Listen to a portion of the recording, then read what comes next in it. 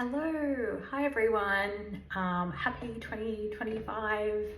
I know we're well into January, so it's pretty late to be saying that, but I think I've had a look at the last time I checked in and posted a video on YouTube, and it was April last year. So a lot has changed, and I thought it'd be a great way to start off this video as a kind of welcome to 2025. A lot has happened, a lot has changed since my last video in April, and gosh, some of the things I have not changed, and the things that I thought wouldn't change and have changed. I kind of look back now and think, gosh, what was I worried about? So like I said, the last check-in that I posted was in April, and it was just around the Easter break in April last year. So I was looking for a place and freaking out because I only had a month to find a new place. As you can probably tell from the video, I have moved. I've actually moved into the inner west. So it's the first time I've lived outside of the eastern suburbs of Sydney my whole life. I was born and bred in Bondi and have moved various locations within that in terms of Coogee and Randwick and Pagewood. Rosebery was where I was my last place to live. And now I'm in Croydon Park in the inner west. So I've been here for about 2 and a bit weeks now, getting used to the place. Obviously, there's still a little bit of bareness that you might be able to see in this frame. I'm still kind of getting the place sorted and, decorating, which is the fun stuff, moving. It's definitely something that I take pleasure in after the hell of packing, unpacking, moving, particularly in summer. I would never recommend anyone do that, and I certainly don't want to be doing that again. But definitely a lot has changed. So not only am I in a different location now, but just looking back on that video from April, again, that whole stress about moving. And I hadn't even said it in that video that I had a backup of living with my parents, which I did do. I was there with them for 7 months. It was certainly not intended to be that long, but the Sydney market and how expensive everything is, it took that long. And even speaking to my neighbours, they had a similar, my new neighbours actually had a similar kind of experience. So it's good to know I'm not the only one that was struggling to find something. But yeah, so I moved in with my parents, which was, I'm so grateful to have them first of all to fall back on, because gosh knows how long it would have taken, or I would have rushed into something that I wasn't, prepared for, or was too expensive, or what have you. So I was very grateful to have them, greet me with open arms as parents do, and say I can stay as long as I like, but I was very adamant, this is very temporary. I'm very adamant about keeping my independence and, doing things as an adult, not as a child. At 42, you definitely want to be establishing yourself as an adult, but, I'm beyond grateful. Having said that, it was a very kind of stressful, emotionally draining experience to live with my parents, which I kind of expected, but not to the degree. So it has had an effect on me that I wasn't expecting. But look, it's one of those things that, like I was saying before, like you look back and think, gosh, I'm never going to get through this part of my life. Or it's really hard to get through this. I don't see a positive way, and I'm feeling drained emotionally. I'm just like not myself. I'm not in routine. I don't feel, settled in any regard. So now looking back, everything kind of, doesn't last forever, I suppose, good or bad, but definitely with what I was experiencing, it doesn't last forever. And now I'm kind of on the other end of it, where still trying to decompress and get back into a routine, and establish that kind of, the happy vibes that I've always had were a little bit diminished at that point.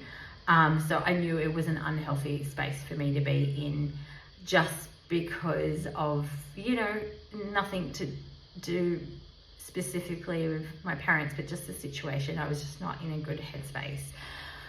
But now I'm at the other end of it and on the other side, and just looking back, it helped me immensely. Obviously, I was able to save a bit of money. I ended up finding a place that, is really lovely and, was good price range, cheaper than anything else I was looking at. It's very new, this apartment, so there's ups and that. So, you've got to look at the upside of things and the positive side of things. And I'm just kind of looking back on the year that has passed, and there's been a lot of change, not only in where I'm living. So January I'm starting in a new place, which can earmark for a new beginning, a new start, a new adventure, which is fantastic. But I've also looked back and seen that there's been a bit of loss in that year. I guess a loss of friends. That seems to be a bit of a theme, unfortunately. Even at the start of this year, there seemed to be some, I guess, tenuous kind of relationships, that seem to have, it's been established this year, which is quite sad. And I'm still kind of, I guess, grieving. You do grieve loss of friendships even when the person is, hasn't died or anything, but the loss of the friendship, or the change of the friendship, or the injuring of the friendship perhaps, can be very upsetting. You can feel lonely, you can feel like the sense of loss, really, of that. So there's been a bit of that as well, both last year and this year. And it's only 21 days into this year, so but I think of it now, and I just think perhaps this is a sign of things to come out of that. And as much as I hope some of those relationships can be repaired, there are time and place for friendships, and perhaps this is just opening doors for something better, and something that is needed, in my life to go forward. So we'll see what happens. At the moment, it is sad that things come to an end, but I have to think of the positive and trying to think if I've done, as much as I could in trying to, I guess, salvage relationships, salvage friendships, and did the best I could as a person. You can only hope and ask for that. So look, that's kind of, I guess, with the good, there is the bad, or not so great. But I'm trying to really look at the positive things. This year has started. I'm kind of turning over a new lease, or onto a transition. I've spoken about this previously with a few friends about, feel like I'm in a transition period, whether it be physically moving from where I used to live, or also, kind of changing how I feel about things, and what my outlook and my mindset, and just making sure that I'm living the life that I want to live, and putting my own needs first, which on the outset sounds selfish, but sometimes you need to do that, because it's kind of like that whole adage, you're on a plane, you've got to put on your oxygen mask first before you can help anyone else, and that's putting on theirs. So that's really something that's in the forefront, I guess, for me at the moment, just to really think about that, and really kind of live my life towards that. So that's where we are at the moment. I am outside of saying all that, I'm really excited to see what this year has in store for me.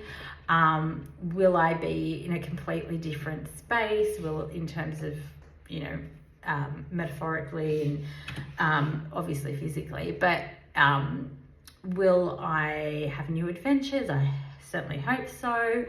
You know, my aim is to continue to travel and continue to open my eyes to new experiences. In my last video, I spoke about going to Bali and see my brother, which I did, which was so fun. It was fantastic. It was great seeing him. Me and my friend, we had a great time, and it was really great to kind of just have 2 weeks of just kind of,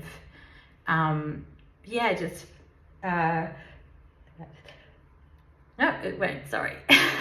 2 weeks of just trying to enjoy and make it about having fun, relaxing, and, you know, enjoying being away and in a different culture and a different surroundings. It was fantastic. So I'm hoping to continue to do that this year, which I will. I think you can manifest it in order for it to happen. And, you know, that was fantastic. And yeah, I'm just really excited to get back into my routine, like meal prepping, going to the gym. My gym's a bit further now. Like, I used to only, you know, take 5 minutes walk to get to my gym. Now it's like a 17-minute drive. So it's a little bit more of an effort to do it, but I think if you're motivated, you can do it, and you will do it. At the moment, I can't do it for pure reason is I've had stitches in my knee and on my back as I had 2 moles removed.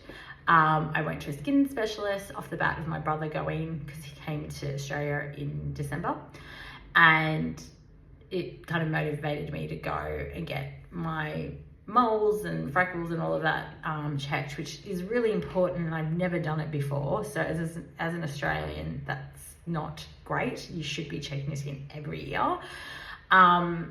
And, you know, they said that I needed to get 2 moles removed, but could not exercise or go into the sun or the beach until the stitches are out. So I'm waiting, and even after the stitches are out, for about a week, not to kind of get in the sun.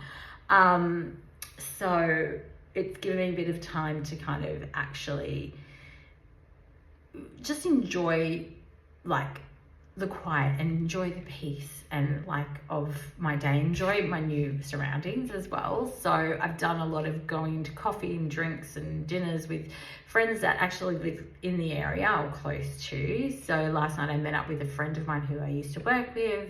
We went to Dulwich Hill and we had dinner and catch up, and I'm meeting up with another friend this week, and just going out for dinner close by as well. So that's actually a bit fun. It's nice to, I guess be around my friends and experience these new places with them as well. So that's really fun. So in terms of the exercise this week, I've not actually done any, but, you know, I'm getting back into that routine as well, having time for myself to go to the gym, go running once I can do that again, and, you know, spending time with Biggie to take him for walks, make sure he's getting all the love and support he needs in his new surroundings too. So look, it's been a lot of changes, a lot of good and bad, and, you know, I'm really, like I said, excited about what my job is going to bring, work's going to bring. I'll be in Melbourne next month with work, so looking forward to kind of getting back into a bit of travel with work again. I will say the year is very, very young, so I think what I went through last year is kind of preparing me for how I adapt to situations that may test me. So I think it's been a good learning experience and learning curve for that. So like I said, I'm really looking forward to what this year is going to bring. And I think as long as you're positive, you know, you can handle any situation that comes, and generally the situation will be a positive one. So happy New Year, everyone. I'm hoping there's not such a huge gap between the time that I do these videos, and you know, making sure that that's one of those things I'm really enjoying, having these videos and shorts come up, and hopefully they resonate, and you know, can grow community with people that are struggling with exercising, struggling with, you know, what's coming through in terms of what's happening in their lives, or if the flip side of that, the positive things that come out of that, and we can kind of come together and really enjoy and speak about the great things that are happening. So really excited for 2025, and I hope everyone has a great January, now going into February. But you know, I wish everyone a fantastic, positive, you know, non-toxic year. So have a great day, everyone. Bye.